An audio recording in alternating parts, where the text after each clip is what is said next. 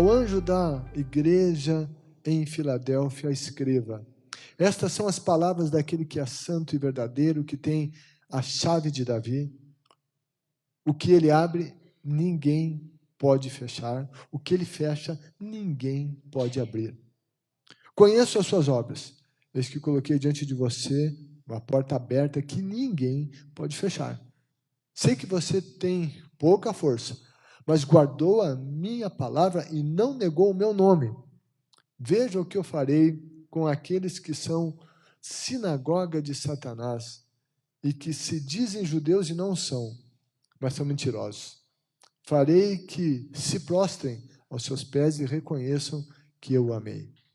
Visto que você guardou a minha palavra de exortação à perseverança, eu também o guardarei na hora da provação que está para vir sobre todo o mundo para pôr à prova os que habitam na terra. Venha em breve. Retenha o que você tem para que ninguém tome a sua coroa. Farei do vencedor uma coluna no santuário do meu Deus, e dali ele jamais sairá.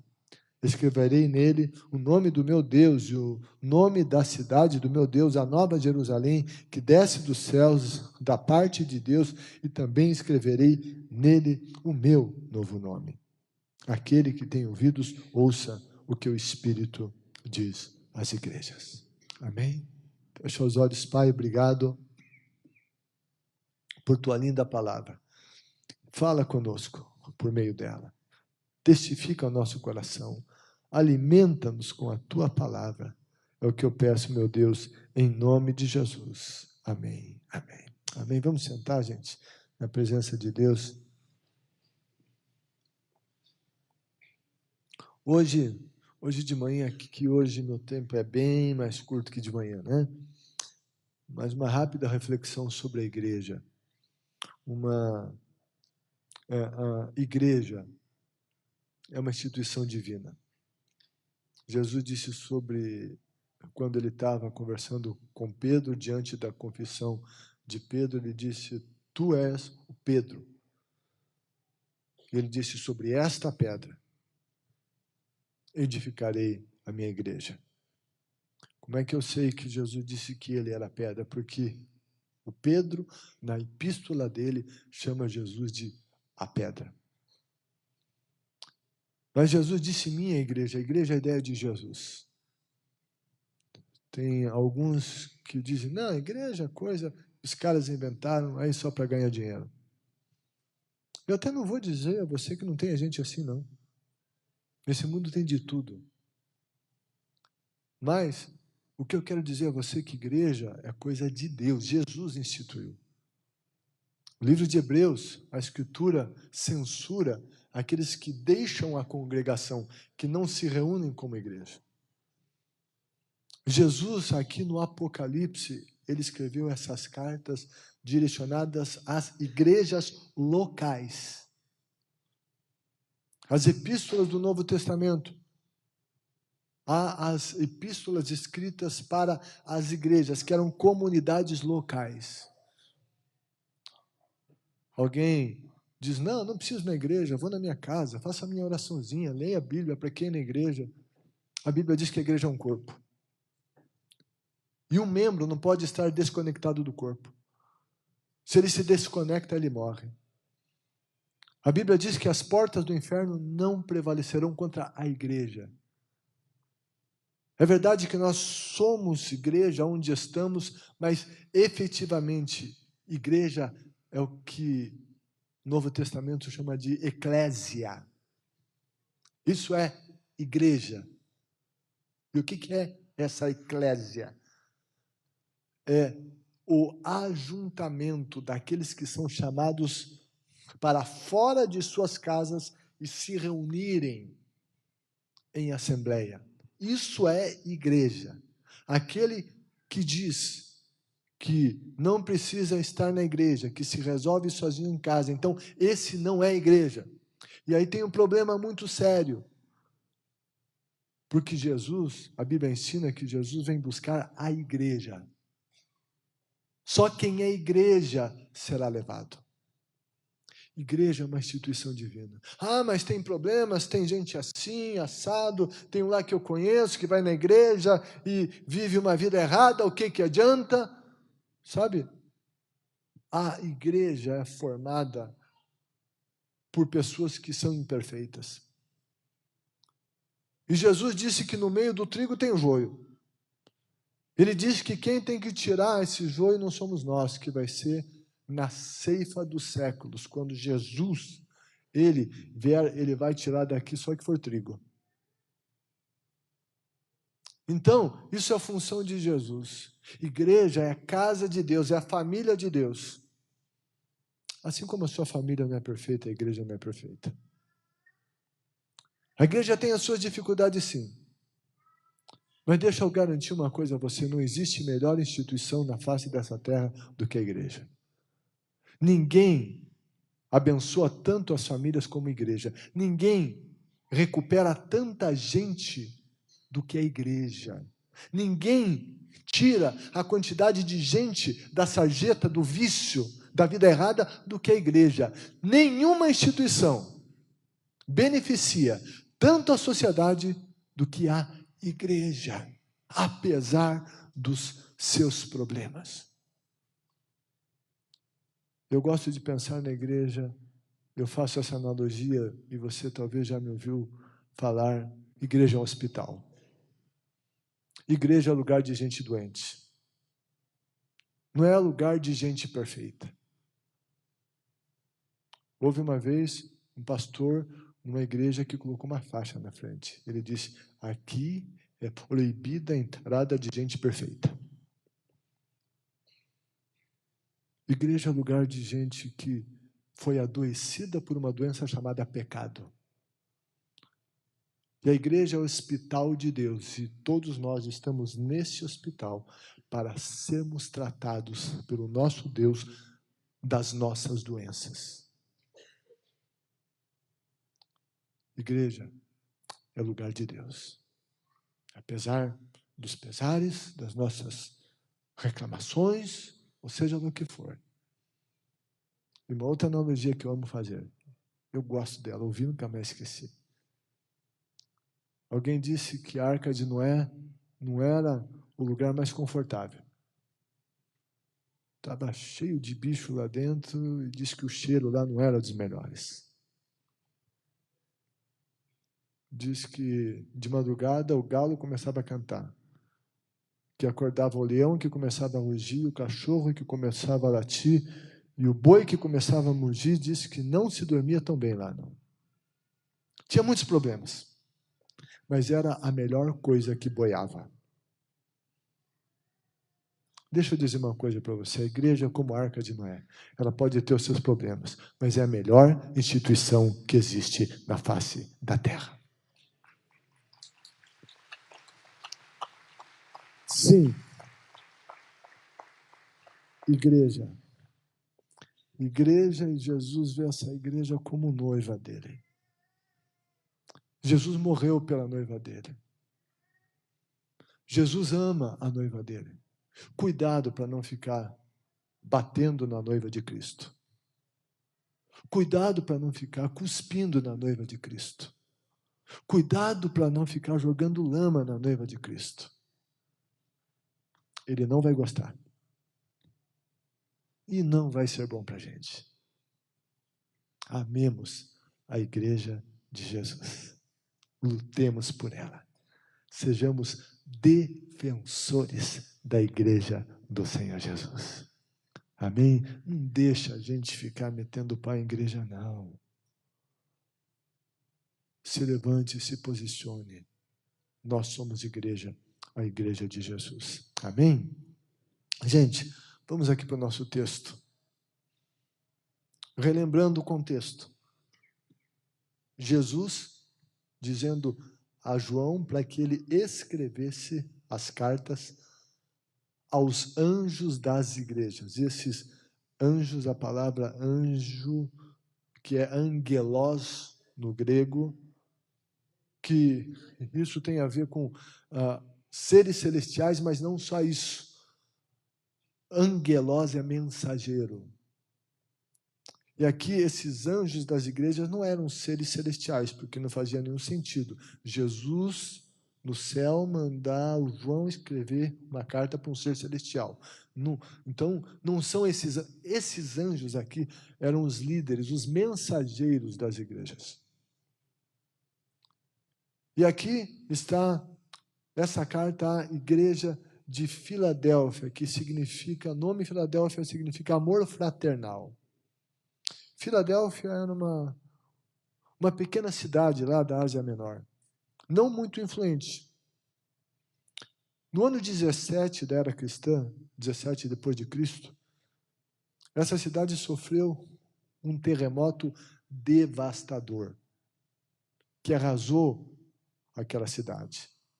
Depois desse terremoto, essa cidade sofria pequenos abalos sísmicos, que isso não ocorreu só alguns dias depois, mas na história daquela cidade, pequenos abalos sísmicos aconteciam. Isso gerava uma insegurança na população, porque aquela população ficou traumatizada com o que houve, com aquele grande terremoto. Então, quando vinha um pequeno abalo, eles ficavam pensando, será que não vai acontecer igual aconteceu lá, um grande terremoto? Isso gerava insegurança na população e eles tinham um sentimento de vulnerabilidade muito grande e constante. Mas essa igreja que lá estava não recebeu nenhuma repreensão, como outras, que nós já estudamos aqui, inclusive. E falta mais uma que nós vamos estudar em algum momento, em algum domingo, aqui, que aquela só recebeu repreensões e nenhum elogio, que é a Laodiceia. Mas Filadélfia não recebe aqui nenhuma repreensão. Ela era caracterizada como uma comunidade de cristãos fiéis e comprometidos com Deus. E, em resultado dessa cumplicidade com Deus e com a palavra dele, essa igreja recebeu lindas e maravilhosas promessas. Eu quero pensar nessas promessas junto com você e aplicar essas promessas à nossa vida pessoal, familiar e também como igreja local. A esta comunidade que a gente já viu um pouquinho do contexto dela, Jesus diz, ou seja, a carta a essa igreja, referindo-se a Jesus, tem ali a palavra, uma referência a Jesus, diz que ele tem a chave de Davi. Davi era visto como o grande rei. O grande rei. Chave tem a ver com domínio. E diz, o que ele abre, o que Jesus abre, aqui não é Davi, o que ele abre, ninguém pode fechar. O que Jesus abre, ninguém pode fechar. E o que ele fecha, ninguém pode abrir. Versículo 7 diz isso. Versículo 8 diz, eis que coloquei diante de você uma porta aberta que ninguém pode fechar. E é muito interessante pensar nisso. Essa igreja, ela, além dessa questão histórica do terremoto, abalos sísmicos, e isso gerou outras dificuldades sociais, mas eles enfrentavam uma oposição religiosa. Daqueles que Jesus chamou de sinagoga de Satanás. Aqueles que diziam ser judeus, mas não eram. E eram mentirosos, diz o versículo 9. Esses diziam que aquela igreja não tinha acesso a Deus, pois eles não eram judeus, nem prosélitos, nem convertidos ao judaísmo. Eles buscavam o Deus dos judeus, mas não do jeito deles. E então, eles viviam dizer, ei, vocês não têm Deus não, vocês não têm acesso a Deus, vocês não fazem isso conforme a gente quer. E Jesus os chama de mentiroso. Mas isso, eles sempre eram bombardeados com essas ideias daqueles que se diziam judeus, mas não eram mentirosos, disse o Senhor Jesus. Eles recebiam essa pressão, essa opressão, Mas Jesus disse que isso era uma mentira e o inferno usa mentiras para tentar oprimir as pessoas.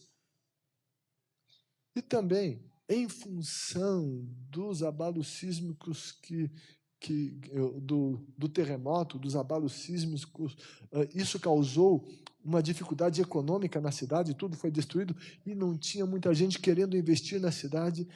Então, a impressão é que dava que como é que a gente vai viver? Como é que a gente vai sobreviver? Será que a gente vai ter o que comer amanhã? Porque tem muitas coisas nos ameaçando, tem muitas coisas nos afetando. Olha para o passado, olha para o presente. Será que a gente vai conseguir vencer isso? Eu acho que a gente não tem capacidade para vencer, não, porque as adversidades são muitas. Mas eles eram fiéis. Eles viviam nesse contexto difícil, sim. Jesus então vem para essa igreja, ei, você que passa por isso, você que tem pouca força, sabe, eu tenho as chaves. Eu tenho as chaves. Chave é autoridade. Autoridade. Quando Jesus, na confissão de Pedro, ele disse, tu és Pedro, sobre esta pedra edificarei a minha igreja.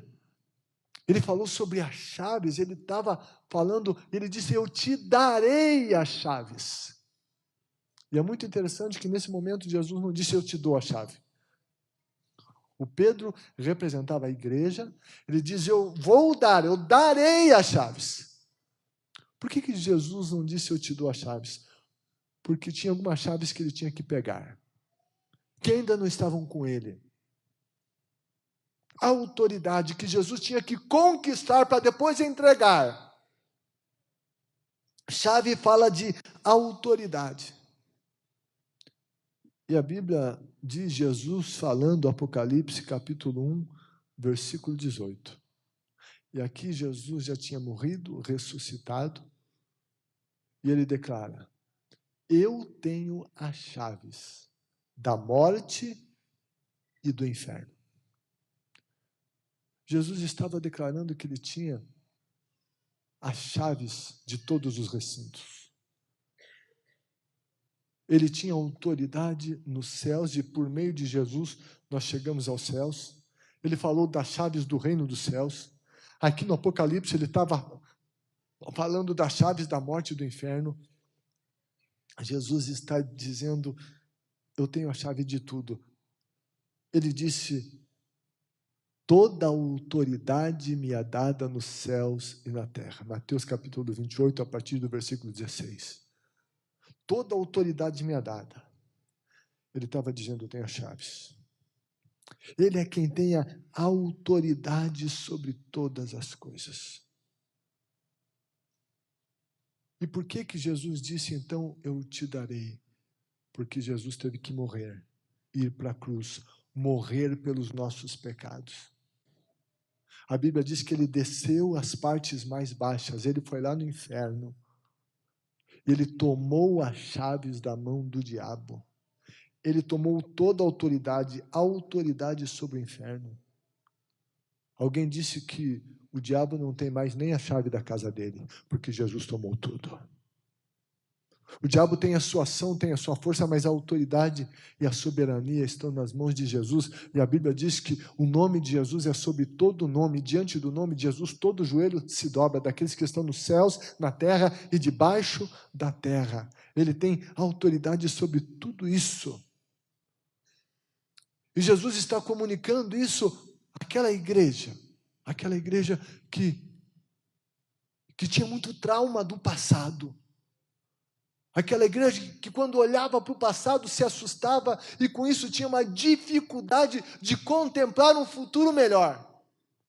Aquela igreja que possivelmente vivia muito em função do passado, de perdas e de dores e não conseguia contemplar algo melhor no horizonte. Jesus disse, ei, olha para frente, eu tenho autoridade, eu abro portas. E a porta que eu abro, ninguém fecha. E se eu fechar uma, ninguém abre. Ai daquele que estiver em um lugar e está fechado e foi Jesus que fechou essa porta. Mas feliz é aquele que tem Jesus e que vê Ele abrir portas. E Ele diz que a porta que Ele abre, ninguém fecha. Então, aquelas pessoas não tinham que acreditar que o histórico do passado, os traumas do passado, que a história do passado deveria impedi-los de ir adiante. Ele diz: não, eu tenho as chaves, eu abro, acredita em mim, acredita no meu poder. E essa palavra é para você, é para mim. Como é que a gente olha para o futuro? Qual é a nossa expectativa do futuro? Diante dos desafios que temos? O que a gente diz? Será que a nossa fala de repente é: eu não posso, eu não vou conseguir, eu não sou capaz, não vai dar certo, porque lá no passado não deu certo. Quando eu estou diante dessa situação, logo me vem à mente a imagem daquele problema que eu tive, daquela situação, daí eu fico com medo e não vou para frente. Jesus diz: não, eu tenho as chaves, confia em mim, avança, não fica parado, não fica paralisado no terremoto do passado, nas destruições do passado, ou nos abalos sísmicos do presente, que querem te paralisar para que você não vá à frente. Eu tenho as chaves, eu tenho autoridade, vai comigo. Você é fiel, se você é fiel, eu sou contigo. Acredita na minha autoridade, toma você a autoridade que eu te dou, e acredita, e vai à frente. Jesus garantia vitória para aquela igreja. Sabe por quê? Porque ela era fiel. Sabe por quê? Porque ela guardava a palavra. Versículo 8 diz: sei que você tem pouca força, mas guardou a minha palavra e não negou o meu nome. E Jesus diz: visto que você guardou a minha palavra, eu também vou guardar você. Você guardou, eu te guardo. Tendo pouca força, guardou a minha palavra e não negou meu nome. Mesmo que as nossas forças sejam pequenas, mesmo que as nossas habilidades não sejam muitas, mesmo que tenha investimentos contra nós, a gente tem que guardar a palavra de Deus, as promessas de Deus. Jesus disse que eles guardavam essa palavra. E essa palavra os fortaleceria, os protegeria, os faria triunfar diante das dificuldades. Eles guardavam a palavra de Deus, eles levavam a palavra de Deus a sério. E Deus disse: porque você guarda a minha palavra, eu guardarei você. É promessa de Jesus: quando a gente guarda a palavra de Deus, Ele vai nos guardar. O problema é que muitas vezes a palavra de Deus não é guardada. E às vezes ela não é guardada porque simplesmente não é lida. Tem gente que lê um monte de coisa, mas não lê a Bíblia. Tem gente que está toda hora vendo as redes sociais, mas diz que não tem tempo para ler a Bíblia. Tem gente que tem agenda e horário para ir em um monte de lugar, mas não tem tempo para vir à igreja, não tem tempo para vir e ouvir a palavra. Como é que vai guardar? Nós somos guardados quando guardamos a palavra. Mas se não temos a palavra, não vamos guardá-la, portanto, estaremos desprotegidos e não estaremos guardados. Às vezes tem muita gente que abre lá na mesa da sala, Salmo 91. Sai de viagem, deixa o Salmo 91 lá e ele acha que o Salmo 91 por si só vai guardar a casa dele. Faz o Salmo 91 como uma ferradura atrás da porta, como um amuleto de sorte. Ok, nada errado em deixar a Bíblia aberta lá no Salmo 91. Não estou dizendo que é errado, mas deixa eu dizer uma coisa: não adianta nada o Salmo 91 estar aberto e não viver o que está no Salmo 91. O Salmo 91 diz que é aquele que habita no abrigo do Altíssimo. Isso fala de comunhão com Deus, aquele que tem comunhão com Deus, aquele que está na presença dEle, aquele que habita no esconderijo do Altíssimo, a sombra do Onipotente, do Todo-Poderoso vai descansar sobre ele. Mas sabe, tem que ter comunhão, tem que morar com Ele, tem que habitar com Ele. A gente tem que viver o Salmo 91, e todas as promessas do Salmo 91 estão condicionadas a essa primeira declaração. Jesus disse: porque você guarda a minha palavra, eu vou guardar você. E Jesus aqui se refere àquela igreja, falando com ela sobre aquele tempo que eles viviam, e então ele vai falar também de um tempo escatológico, de um tempo futuro. Isso está no versículo 10, visto que você guardou a minha palavra de exortação à perseverança, eu também o guardarei na hora da provação que está para vir sobre todo o mundo, para pôr à prova os que habitam na terra.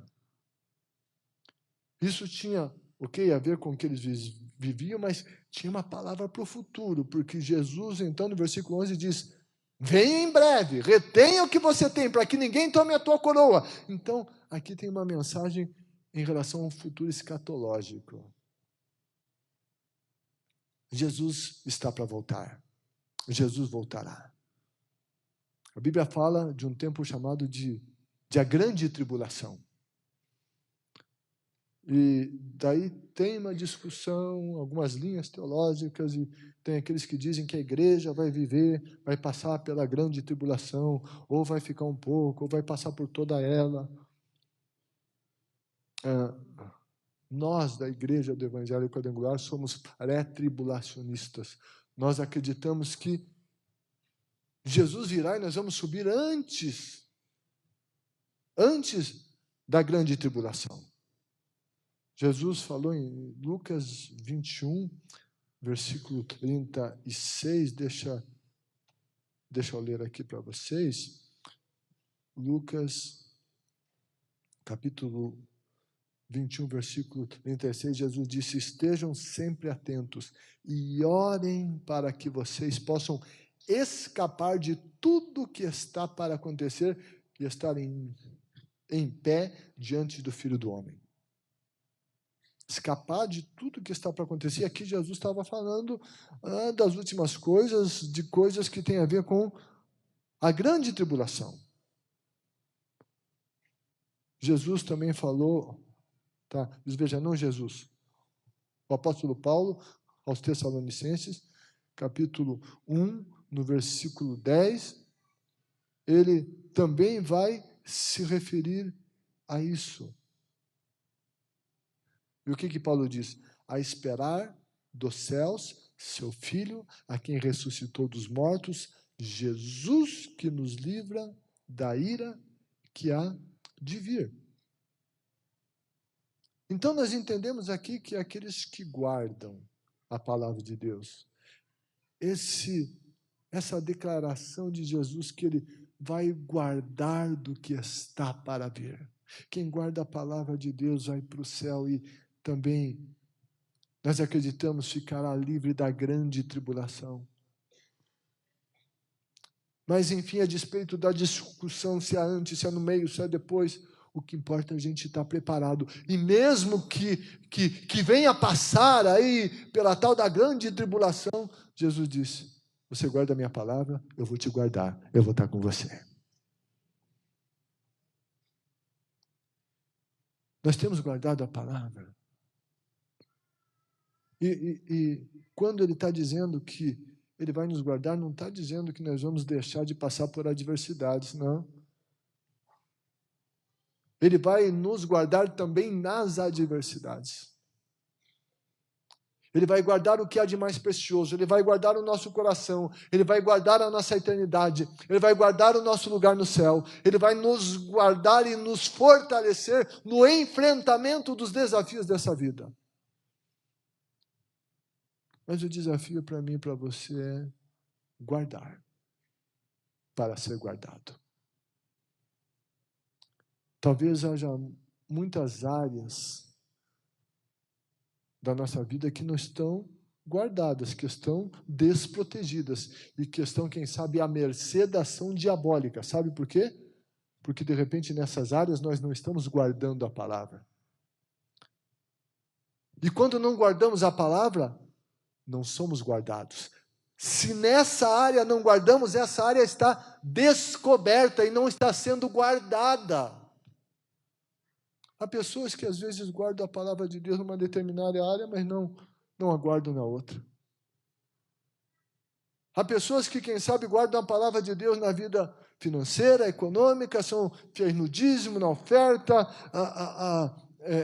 enfim, tem a consciência do gasto, tem sabedoria nisso, mas de repente não guarda a palavra de Deus no relacionamento conjugal, na família. Ou o inverso, às vezes guarda na família e não na vida financeira. Tem uma área que está guardada, a outra não. Mas quando tem uma sofrendo, outra acaba sofrendo também. Por que isso? Por que não deixar que todas as áreas sejam guardadas? E as áreas da nossa vida são guardadas por Deus quando guardamos os princípios dele naquela determinada área. E Jesus diz, porque você guardou a minha palavra, eu também te guardarei. Versículo 10.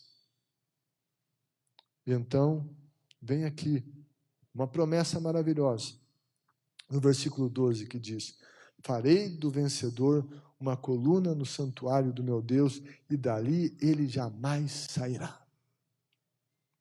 Escreverei nele o nome do meu Deus e o nome da cidade do meu Deus, e também escreverei nele o meu novo nome. Nos templos da época, quando um sacerdote de determinado templo ele se destacava, ele era considerado digno de uma honra especial e uma nova coluna era adicionada naquele determinado templo. E o nome daquele sacerdote, o nome do pai do sacerdote, o nome da cidade que ele morava e o ano de trabalho eram marcados naquela coluna. Isso seria uma marca que estaria sempre naquele lugar, falando daquela pessoa. Jesus usa essa figura do contexto lá, daquela população que sabiam de tudo isso. E ele vai dizer que ele colocaria uma marca na nossa vida. Ele disse que seríamos como uma coluna no santuário do Deus verdadeiro, não dos deuses pagãos da época, com a marca em nós do nome dele, do Pai e da cidade de Deus, a nova Jerusalém. E quando ele fala isso, fala de uma marca no presente e também de uma marca celestial. Quem vem a Jesus e nele permanece, tem a marca de Deus em sua vida.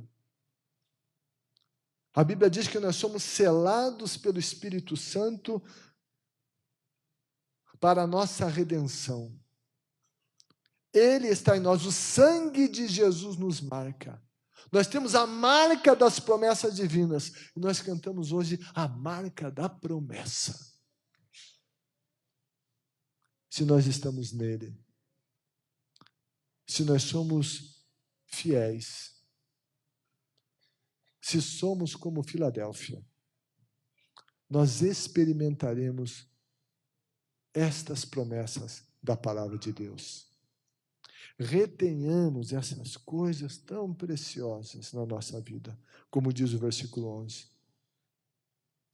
Assim nós teremos e veremos as portas abertas, seremos guardados por Jesus.